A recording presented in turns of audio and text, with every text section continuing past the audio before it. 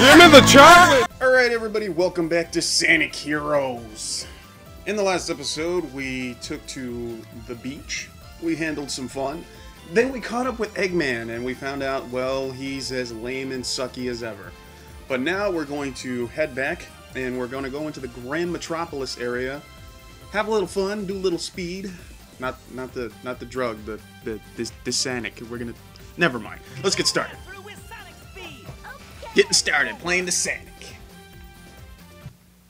And as always, you guys remember, the voice acting in this game is pretty atrocious, so you have been warned. Looks like Eggman escaped into the city.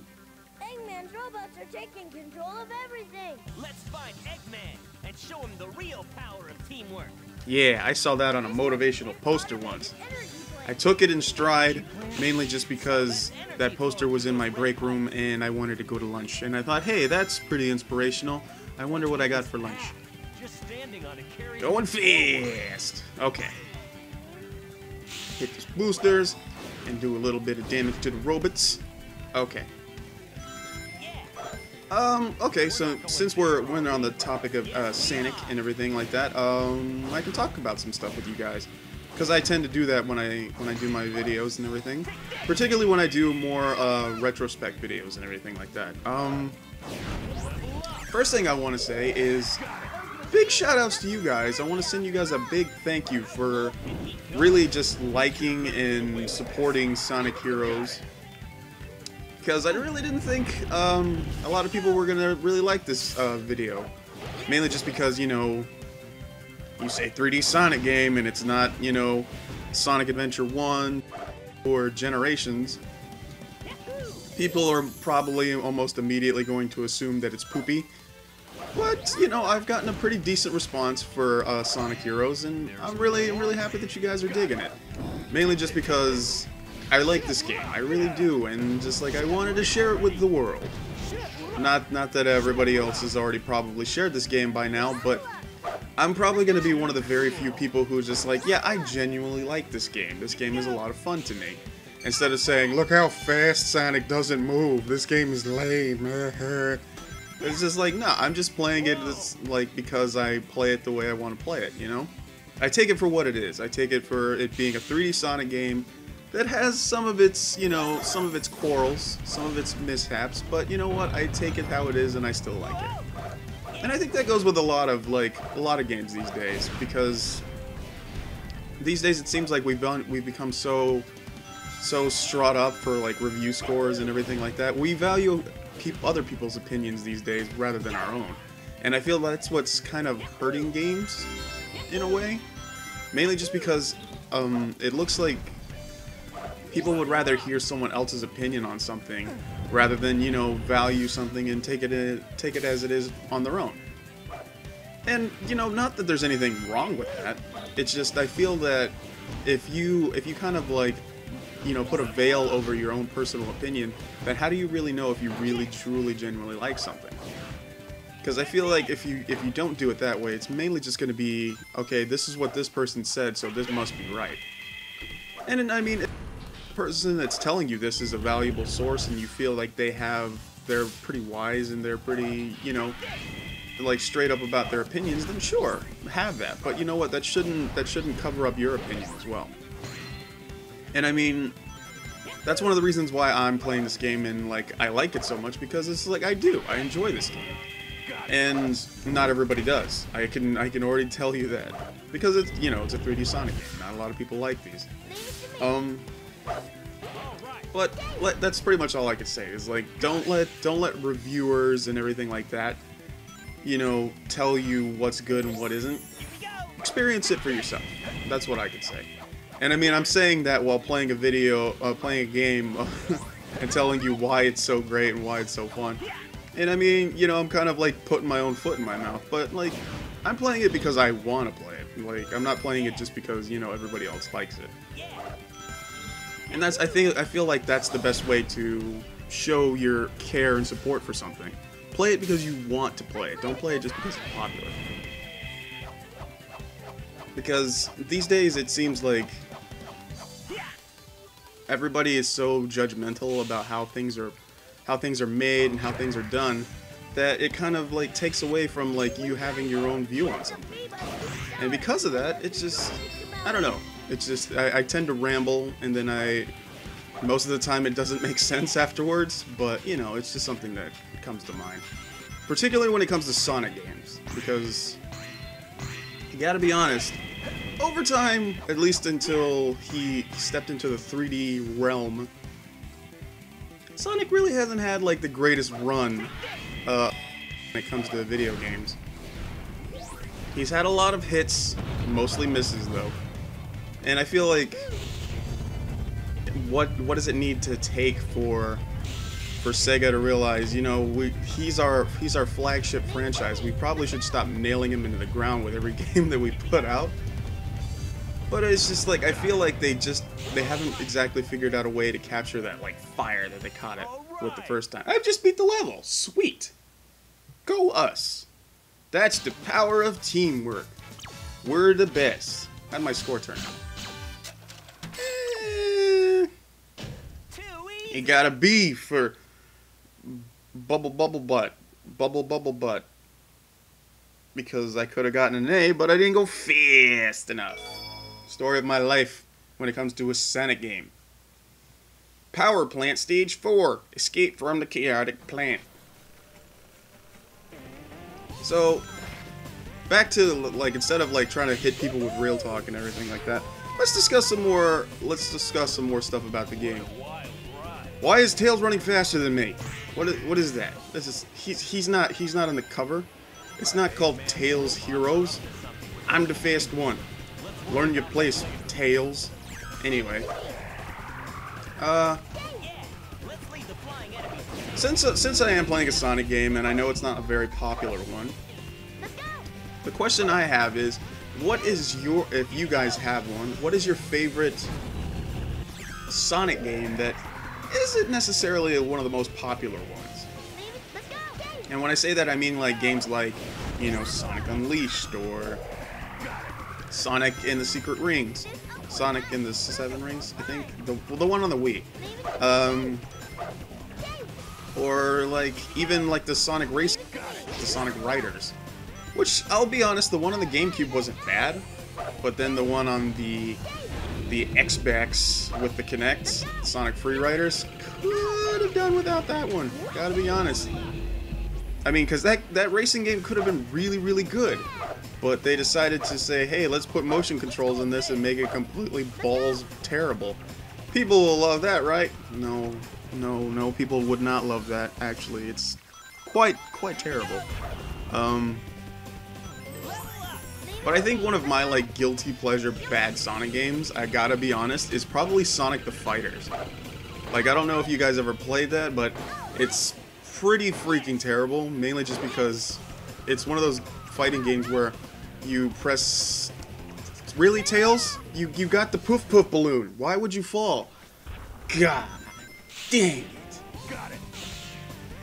But yeah, Sonic the Fighters was... I'm assuming the thought process of that game was really a good idea, because it kind of ran off the Virtua Fighter... not Virtua Fighter. I think, yeah, the Virtua Fighter engine. When Virtua Fighter came out. And it would look promising. It's like, it's a fighting game. It's got a variety of characters. And it's a 3D ring fighting game. And you play it, and it looks cool for the time when it came out. It looked cool, but then you played it, and then you're just like, why am I not having fun? Why is this not fun? Why is this, like, really, really bad? And then that's when you started to realize this is where Sonic starts to take his demise. This is where he learns that things are not the way they used to be. They're not about going fast. They're about appealing to certain trends and becoming what he really hates the most, and that is a 3D counterpart to Mario, but not as good.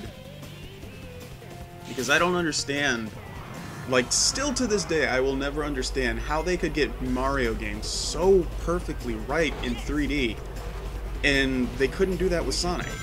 Like, the formula is really not that different. The formula is not that different, mainly just because it's 3D platforming, There you go. Simple, easy. Mario did it in 1996. Sonic Adventure came out in 1999, so you had a whole 3 extra years to see what they did and try to improve on it, and they still screwed it up somewhat. Because Sonic, I'm not gonna admit, Sonic Adventure is fun. I love that game, but you cannot deny the fact that there are bugs among plenty and glitches among plenty in that game. And I feel like that's kind of what just... Whoa, Tails! Jesus! Someone got a little bit of the super speed. And it's just, I look at it and I'm just like, why did they not hit the nail on the head? Because, like, you had such a perfect opportunity. And it's just... I feel like they kind of improved on it a little bit with Sonic Adventure 2. And it just... I feel like they just... I don't know exactly how they could have made it better, but I feel like they could have. Because let's be honest here, you can tell when a Sonic game has been rushed, or when a Sonic game has had time and work put into it. Like, case in point, look at Sonic 06. That game was supposed to be the reboots, the revitalizing, like, you know, of Sonic the Hedgehog. He was supposed to come back faster and better than ever. And it turned out to be a super rush of crap that was supposed to be released during the holiday season because they didn't want to miss the holiday deadline because they didn't think anybody would buy it.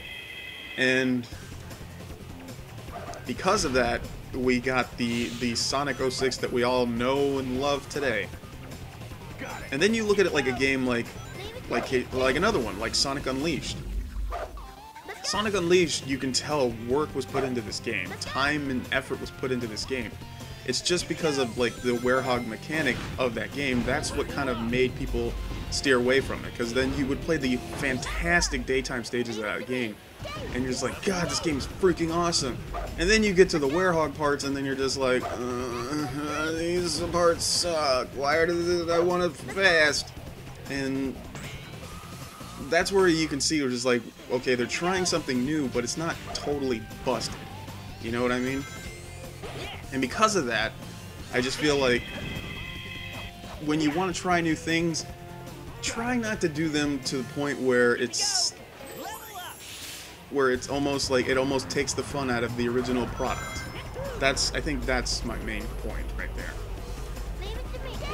Because I'm not gonna lie, I liked Sonic Unleashed. I thought it was fun.